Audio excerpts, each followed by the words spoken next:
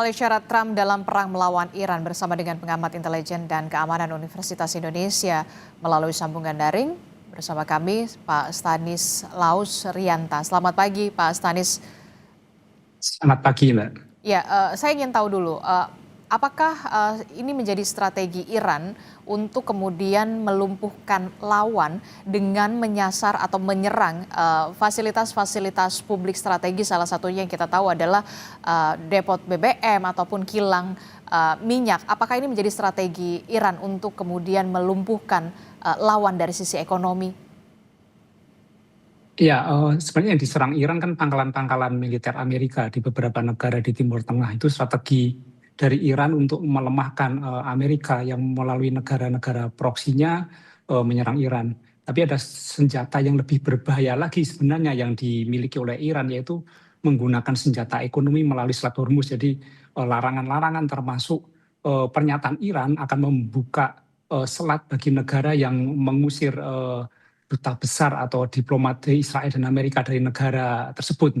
Saya kira ini malah lebih membesar dampaknya dan akan membuat Amerika menjadi tertekan oleh negara-negara yang terdampak dari sikap Iran ini, karena dampak ekonomi ini sangat meluas. Ya, kita akan meluas dan bisa jadi malah akan menjadi yang lebih ampuh daripada senjata-senjata perang yang dimiliki oleh Amerika.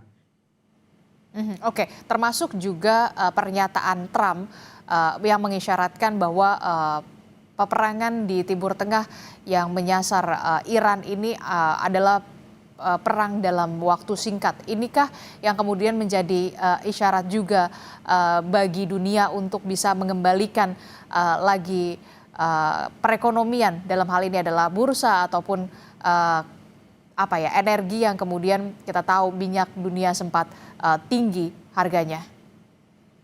Ya, ini kan bisa ditafsirkan dua hal. Yang pertama, memang siapapun pemimpin negara ketika dalam situasi perang ya harus menyatakan optimisme kepada masyarakat, kepada warga negaranya. Ini adalah semacam SOP standar bagi seorang pemimpin, memastikan bahwa akan menang, kemudian baik-baik saja. Itu SOP wajib saya kira. Tetapi di sisi lain ini juga dapat ditangkap sebagai Trump sebenarnya tidak mau berlama-lama, karena memang perang itu adalah aktivitas sepanjang sejarah yang paling menguras energi, yang paling menimbulkan korban, dan ini bencana kemanusiaan. Saya kira banyak tekanan terhadap Trump, dan kita tahu bahwa di negara Amerika sendiri Trump tidak seutuhnya didukung untuk perang ini. Bahkan pernyataan beberapa anggota Senat mengatakan ini adalah perangnya Trump, bukan perangnya Amerika. Saya kira ini menjadi tekanan tersendiri bagi Trump untuk segera mengakhiri ini, dan tentu saja sebagai kepala negara yang besar, dia tidak mau misalnya menghentikan perang dengan kesan bahwa Amerika kalah. Maka menggunakan narasi-narasi yang menunjukkan bahwa perang berakhir dengan kemenangan Amerika. Kalau kita lihat di negara Iran sebenarnya kan belum ada tanda-tanda bahwa mereka akan tunduk pada Amerika, seperti pengangkatan pemimpin yang baru. Ini adalah pemimpin yang secara simbolis dia adalah perlawanan terhadap Amerika, karena keluarganya, ibunya, adiknya itu menjadi korban dari perang tersebut. Jadi ini saya kira ada sesuatu yang dimiliki oleh Iran tapi tidak dimiliki oleh Amerika, yaitu ideologi. Jadi pemimpin ini adalah pemimpin ideologi yang pasti akan dukungannya kuat. Sementara Trump itu di perang ini justru kurang kuat mendapatkan dukungan dari warga negaranya sendiri. Kalau dari segi kekuatan sendiri, bagaimana kekuatan dari masing-masing pihak? Iran kita tahu berdiri sendiri, walaupun memang ada beberapa negara yang kemudian juga mendukung di belakang begitu ya, tanpa harus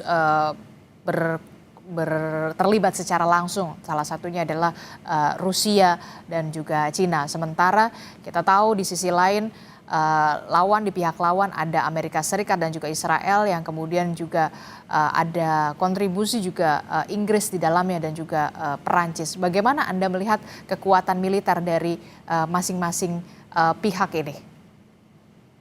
Ya, kita lihat data saja. Global Air Power mengatakan bahwa Amerika pada peringkat nomor 1, sementara Israel pada peringkat 15 dan Iran pada peringkat 16. Beda tipis dengan antara Israel dengan Iran.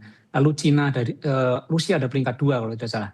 Nah, menariknya sebenarnya kan kemarin di media ada kabar bahwa Donald Trump itu berkomunikasi dengan Putin, membahas tentang perang ini. ini apakah sinyal menunjukkan sinyal apakah Rusia jangan membantu Iran atau sinyal yang lain. Tetapi komunikasi ini saya tangkap bahwa Amerika sudah membuka diplomasi, Hmm. bukan menggunakan senjata lagi tapi membuka diplomasi. Ini tanda bahwa sebenarnya Amerika pun ingin mengakhiri perang gitu loh. Dan kalau kita lihat bentuk serangan-serangan Amerika itu sudah menyisir 3 hal penting. Pertama, kalau perang itu pasti yang disasar pertama adalah pemimpinnya. Ini sudah dilaksanakan oleh Amerika. Hmm. Tetapi ternyata belum cukup. Belum cukup. Akhirnya diseranglah pangkalan-pangkalan militer dari Iran. Dan ini ternyata juga belum cukup untuk melemahkan Iran. Akhirnya terakhir ada diserang depo-depo BBM milik Iran. Biasanya kan pemimpinnya, kemudian tentaranya, kemudian logistiknya. Nah, tetapi sampai diserang ini pun belum cukup. Jadi perlu ada serangan-serangan lain, makanya didatangkan pesawat baru yang transit di pangkalan udara Inggris untuk melakukan serangan di bunker-bunker ini. Saya kira ini berbagai riset sudah dikeluarkan, tetapi itu bisa dihitung sebenarnya. Misalnya berapa jumlah rudal Amerika, misalnya kita hitung rudal Amerika misalnya 5.000. 5.000 misalnya dipakai sehari 100, itu akan maksimal hanya 50 hari, itu pun tidak semuanya dipakai. Misalnya dipakai hanya 70%, maka sebenarnya perang itu dengan menggunakan rudal bisa sekitar 30 hari. Makanya Trump sejak pertama kan mengatakan sekitar 4 minggu perang itu. Tapi jika masih ada perlawanan, ini bisa panjang itu. Makanya tidak ada semacam invasi belum nampak invasi ke negara Iran. Karena kalau misal terjadi invasi, ini sangat merepotkan. Iran mempunyai kekuatan di situ. Sebenarnya saya melihat bahwa Iran sengaja membuka front itu karena kalau Amerika datang itu akan sangat direpotkan sekali oleh Iran. Kita tahu bahwa tentara Iran bukan hanya sekedar tentara dengan senjata dan kemampuan militer, tapi dia mempunyai ideologi yang cukup kuat. Oke, kelebihan dari Iran adalah soal ideologi yang cukup kuat dan juga termasuk juga kesatuan di antara pemimpin dan juga masyarakatnya ya, warganya. Itu yang kemudian juga menjadi kelebihan dari Iran. Tapi kemudian yang jadi pertanyaan saya, ketika memang sudah mulai ada tekanan dari dunia, dari global, begitu. Taruhlah kemarin kita sudah melihat Putin menelpon Trump, ada potensi untuk diplomasi ke sana, begitu. Apakah kemudian sikap Trump ini akan nantinya melunak atau kemudian masih ada upaya-upaya lain yang akan dilakukan atau strategi-strategi lain yang akan dilakukan Amerika Serikat dan juga Israel untuk menyerang Iran? Nanti jangan dijawab dulu, Pak. Nanti kita akan jeda dulu, usai jeda kami kembali.